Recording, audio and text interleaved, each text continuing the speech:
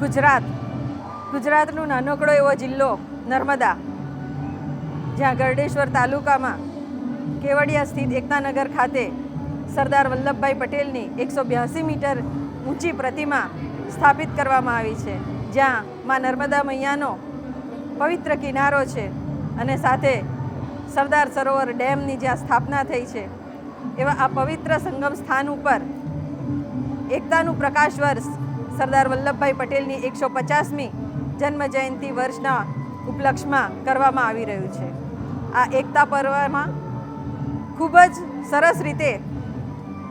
ધાર્મિકતાને, સંસ્કૃતિતાને અને આધુનિકતાના આ ત્રિવેણી સંગમ ઉપર આ પ્રકાશ પર્વ મનાવવામાં આવી રહ્યું છે।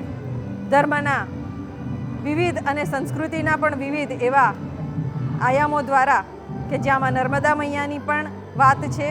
સોમનાથના મંદિરની પણ વાત છે, દ્વારકાધીશના મંદિરની પણ વાત છે, માં પાવાવાડી પાવાગઢની માં મહાકાલીની પણ વાત છે। સાથે આપણા ધર્મને જોડતા એવા દરેક યંત્રો હોય કે જેમાં સોમ, મંગળ, બુધ, ગુરુ, શુક્ર, શનિ, રવિ, આ દરેક યંત્રોની સાથે હસ્તકલાઓ હોય, આપણા વારલી પેઇન્ટિંગની વાત હોય, પીછવાઈ પેઇન્ટિંગની વાત હોય, આવા અનેક આયામો સાથે આ આધુનિકતાને સાથે જોડીને આ પ્રકાશ પર્વ મનાવવામાં આવી રહ્યું છે। ત્યારે હું સમગ્ર જનતાને એક વિનંતી કરવા માગું છું ને એક અપીલ પણ કરવા માગું છું કે આવો અને એક દિવસ જરૂરથી આપ સૌ આપના પરિવાર સાથે આવીને આ એકતા પર્વને માણો, આ પ્રકાશ પર્વને જાણો અને સાથે આપના બાળકોને પણ ખૂબ જ મજા આવે એવું છે, એમને જાણવા જેવું પણ છે। એ ધર્મની બાબત છે, આપણી સંસ્કૃતિની બાબત છે, એ દરેક વિશે જે ઝીણવટભરી કામ રીતે આ પ્રકાશ પર્વ ઉજવવામાં આવી રહ્યું છે, એમાં બાળકો, મોટેરાઓ સર્વે પોતે પોતાને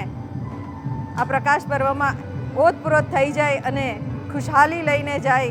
એવી આ પ્રકાશ પર્વ મનાવવામાં આવી રહ્યું છે। ત્યારે ફરીથી વિનંતી કરું છું કે આવો, એક દિવસ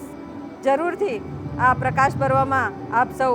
આનંદિત થાવ, સહભાગી થાવ અને આ પ્રકાશ પર્વને માણવાને